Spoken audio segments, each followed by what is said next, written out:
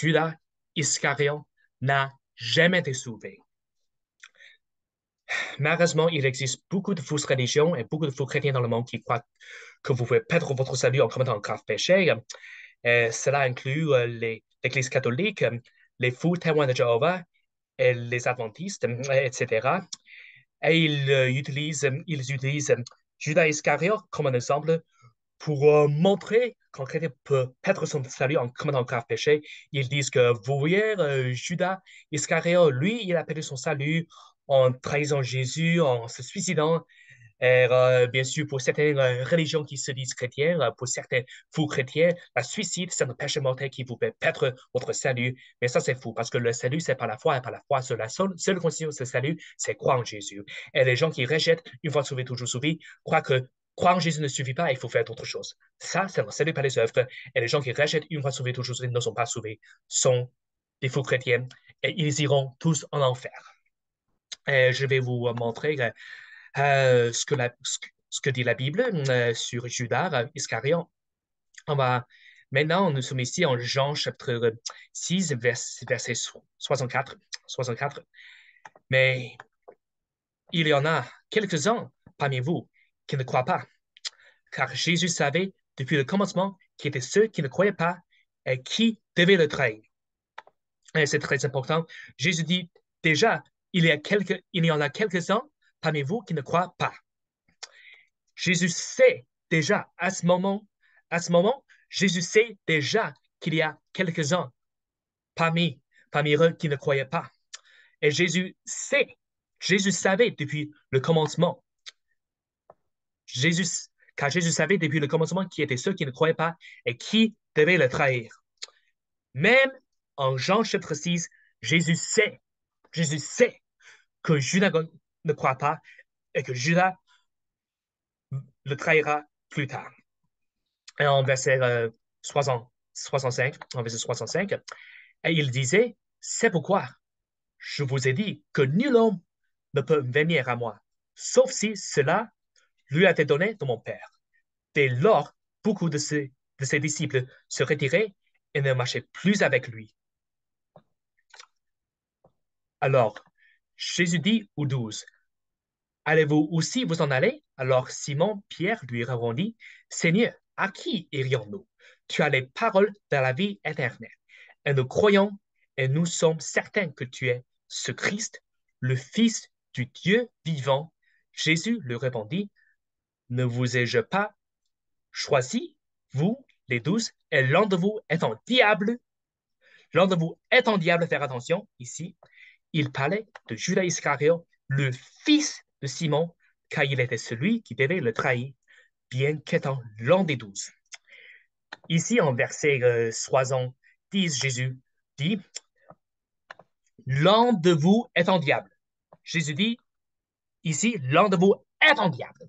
Il ne dit pas que l'un de vous sera un diable. Il ne dit pas l'un de vous deviendra un diable. Non, il dit ici, vous les 12, et l'un de vous est un diable. À ce moment-là, Jésus savait déjà que Judas Iscariote n'était pas sauvé, que Judas Iscariote est un diable. En Jean chapitre 6, Jésus dit déjà, l'un de vous est un diable. Il dit ici que Judas Iscariote, c'est un diable. En Jean chapitre 6, Jésus dit ici que Judas Iscariote, c'est un diable. Bien sûr, le trahison se passe en Jean chapitre 13, 7 chapitres plus tard, mais en Jean chapitre 6, Jésus sait déjà que Judas Iscariote, c'est un diable. Et donc, Judas Iscariote n'a jamais été sauvé. Pourquoi? Est-ce que c'est parce qu'il s'est suicidé? Est-ce que c'est parce qu'il a trahi Jésus? Non. C'est parce qu'il n'a jamais placé sa confiance en Jésus-Christ pour le salut, pour son salut, pour se faire pardonner de ses péchés. Non. Il n'a jamais placé sa confiance en Jésus. Tout ce qu'il faut pour être sauvé, placez votre confiance en Jésus et vous serez sauvé pour toujours. Vous ne perdrez jamais votre salut, mes chers amis. Et en verset 37, ici, Jésus dit, tout ce que le Père me donne viendra à moi, et je ne mettrai en aucun cas dehors celui qui vient à moi, car je suis descendu du ciel, non pour faire ma volonté, mais la volonté de celui qui m'a envoyé. Et c'est là, est la volonté du Père qui m'a envoyé, que tout ce qu'il m'a donné, je ne devais perdre rien, mais que je le ressuscite au dernier jour. Et c'est là, à la volonté de celui qui m'a envoyé, que quiconque voit le Fils et croit en lui ait la vie éternelle, et je le ressusciterai au dernier jour. C'est ici, Jésus déjà promet que le salut, c'est permanent. Vous ne pourrez jamais perdre votre salut. Vous ne pouvez jamais perdre votre salut. Et Jésus dit ici, tout ce que le Père me donne viendra à moi. Ici, le salut, c'est du Père. C'est causé, c'est initié par le Père. Ce n'est pas de vous. Et Jésus promet que si vous venez à lui, si vous êtes venu à lui, il ne vous rejettera jamais. Il dit ici, je ne mettrai en aucun dehors celui qui vient à moi. Jésus promet que pour tous ceux qui viennent à lui, il ne les rejettera jamais. Il ne les rejettera jamais, jamais.